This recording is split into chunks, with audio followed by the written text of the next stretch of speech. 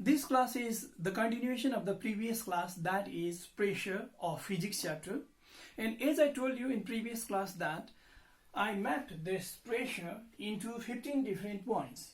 And I'm talking about each of the point one after another. In previous class I finished up to 5 points. Now I'm starting with 6th point, that is upthrust. Today let's talk about upthrust. First I want to start with definition. What is upthrust? When a body is placed in a liquid, it experiences a resultant vertically upward force called upthrust. This is the definition of upthrust. But a little more about the upthrust we can understand this way also. Whenever we put any object into the liquid, whether it is heavier than water like iron, stone, other metal, or it is very light like wood, plastic, paper, etc., the liquid or water exert a vertically upward force on the body. It exerts force from different side, but the resultant of all these forces acts in the vertically upward direction. Because of this reason, if the body is very light, then the upward force of thrust support the weight of the body and the body floats. If the upward force of thrust is less than the weight of the body, then the body sinks. This upward force is called upthrust, and this is also known as buoyant force. But the reason why a liquid exert a vertically upward force on the body, I want to describe with the help of this diagram. Look at this.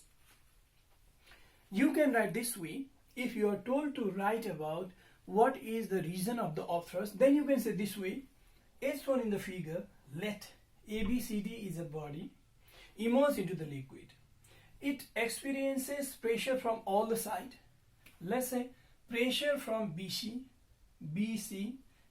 is equal to pressure from AD. Pressure from BC and AD are equal because they are at the same depth from the water surface. And we know that pressure equal to force by area. Pressure on BC and AD are equal and their area is also equal. If pressure and area both are equal, then force acting from the surface BC is equal to force acting from the surface AD. Since these forces are equal and opposite, that's why resultant force becomes 0. In the same way, let's talk about the surface AB and CD also. Pressure on CD is more than pressure on AB. The reason is CD lies at greater depth than that of AB. So pressure on CD is more, but P equal to F by A, both the surfaces have same area. Even after being same area, why pressure is more on CD? The reason is force acting from the surface CD is greater than the force acting from the surface AB. That's why, let's say force acting from the surface AB is F1, force acting from the surface CD is F2, then F2 is always greater than F1. As a result of all these forces, a resultant force acts in the vertically upward direction on the body, and this is the upthrust. This is buoyant force. And we can write this way also. Upthrust is equal to the resultant force acts in the vertically upward direction, that is F2 minus F1. F2 is the force acting at the lower surface of the body. F1 is the force acting on the upper surface of the body, and difference of these two is the resultant force which acts on the body in the vertically upward direction. This is the region of upthrust. This equation can also be used to solve numerical problem if it comes somewhere in the numerical problem. Now let's go to another place. How do we measure upthrust? Let's say this is a body ABCD, and how much upthrust is acting on this body? How can we measure? We can measure upthrust this way. If you are told in examination to write, how can we measure upthrust acting on a body? Then you can write this way. At first, the body should be weighed in air, and then the same body should be weighed in the liquid. The difference of weight is called upthrust because upthrust is equal to weight of the body in air minus weight of the body in liquid. Let's say this is the explanation.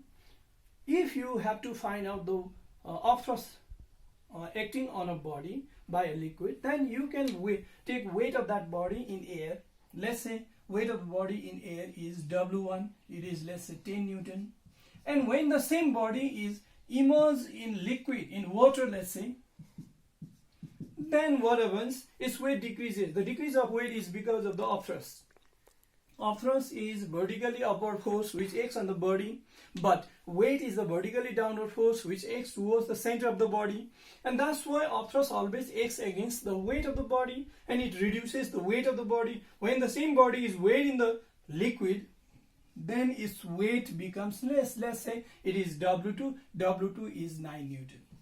Now 1 Newton is reduced because of the upthrust, and taking their weight, W1 weight in air, W2 weight in liquid, we can get the upthrust, that is 1 Newton. This way we can measure upthrust. Now let's talk about the factors on which upthrust depends. I'm talking about the factors on which upthrust, if you are asked to write on what factor upthrust depends, you can write this way. Number 1, it depends upon weight of the weight of liquid displaced. Weight of liquid displaced. Upthrust depends upon weight of the liquid displaced. Number 2, upthrust depends upon density of the liquid. I'm not writing full. Look at this. You can write density of the liquid. And number 3, you can write upthrust depends upon volume of the body immersed into the liquid. Volume of the body immersed into the liquid. There are 3 major factors on which upthrust depends. Number 1, weight of liquid, weight of displaced liquid, density of the liquid, and volume of the body immersed into the liquid. Now let's talk about them one after another. Weight of displaced liquid. If a body is placed in a liquid, whether it floats or sinks, how much weight of liquid is displaced, that much upthrust acts on the body. Let's say a ship is floating in the sea, and if it is displacing 10 lakh Newton water and floating in the sea, then it experiences 10 lakh Newton upthrust or buoyant force. Look at this. If 2 bodies are immersed in a liquid, one of them is bigger than the another, then certainly bigger one displaces more amount of liquid than small one. If small one is displacing 1 Newton of liquid, 1 Newton liquid, and bigger one is displacing 25 Newton, then what happens? It experiences 25 Newton upthrust, but this one experiences just 1 Newton upthrust. This way we can say that upthrust depends upon weight of displaced liquid. Now let's talk about second point. Upthrust depends upon density of the liquid. If density of liquid is more, it exerts more upthrust. If density of liquid is less, it exerts less upthrust. Let's take one example which can be asked in region question also. When a piece of gold is placed in water and mercury, in both cases it sinks. But in which case it experiences more upthrust? In case of mercury, it experiences more upthrust. The reason is very simple.